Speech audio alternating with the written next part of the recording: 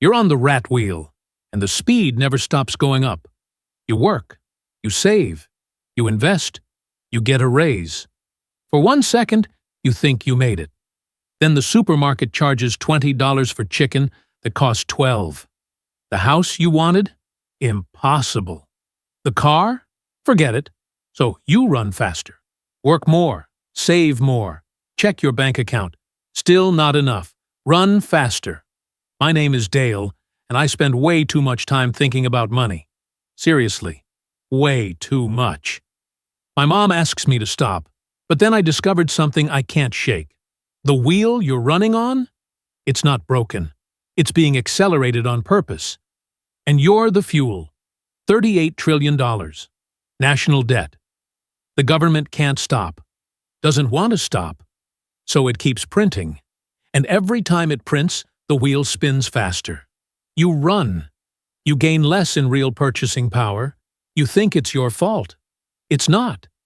If this finally explains why your hard work doesn't seem to get you ahead anymore, make sure to hit that subscribe button and give this video a thumbs up. Now look, the government has a real problem. $38 trillion in debt. That's like owing $380,000 on a $50,000 income.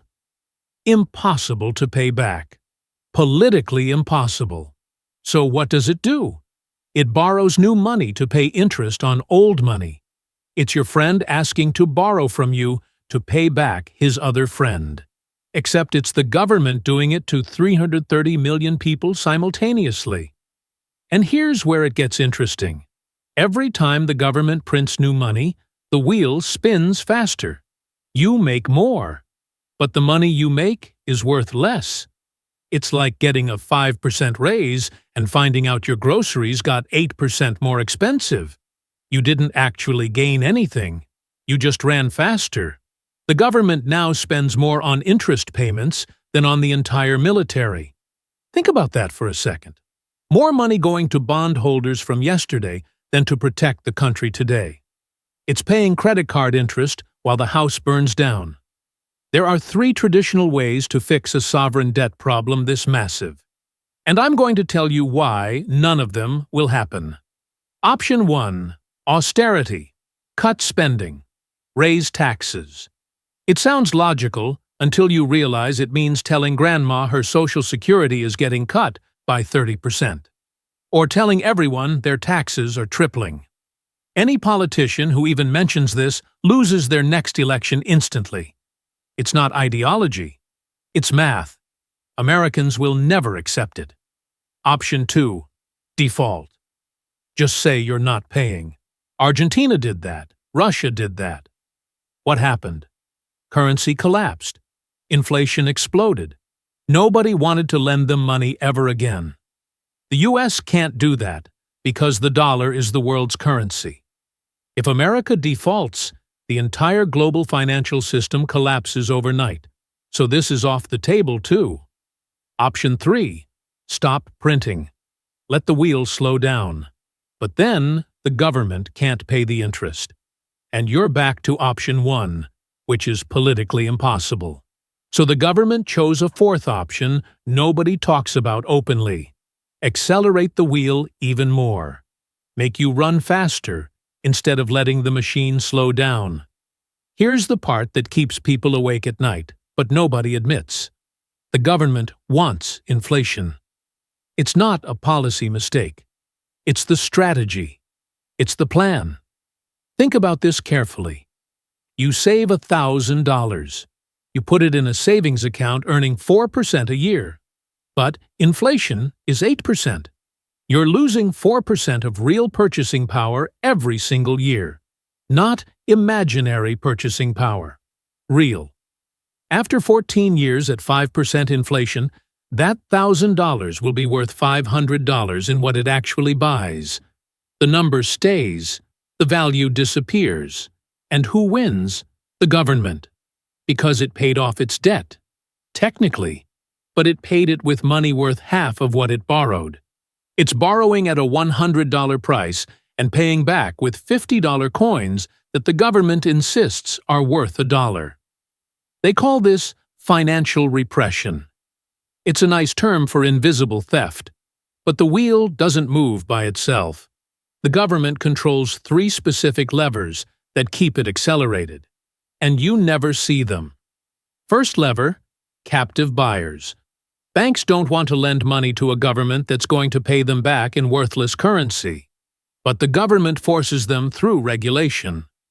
Banks are legally required to hold what they call high-quality liquid assets.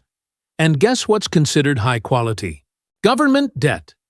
It's like being forced to lend money to your friend who's obviously going broke at interest rates that don't beat inflation because the law requires it.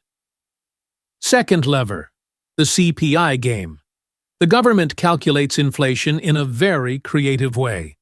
If steak got expensive, they decide you're eating hamburger instead. So your inflation didn't really go up. They call it substitution bias. It's like saying you didn't get poorer because you bought a bike instead of a car. The reality is, you're eating hamburger and sleeping badly because you're stressed about money. If they used the same inflation formula from 1980, the real number would be double. But if they admitted that, they'd have to pay more interest on inflation-protected bonds. So they changed the formula. Third lever, timing. When the Federal Reserve prints $1 trillion, it doesn't rain from the sky. It goes into the financial system first. Goldman Sachs, JP Morgan, BlackRock. They get it at 0 interest. They buy stocks. Stocks go up. They buy real estate.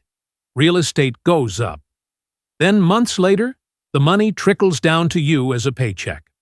But by then, stocks are up 30%. Real estate is up 40%. You got the money after the gains already happened. You're buying at the top with devalued money. It's the perfect crime. Since 2008, something strange happened.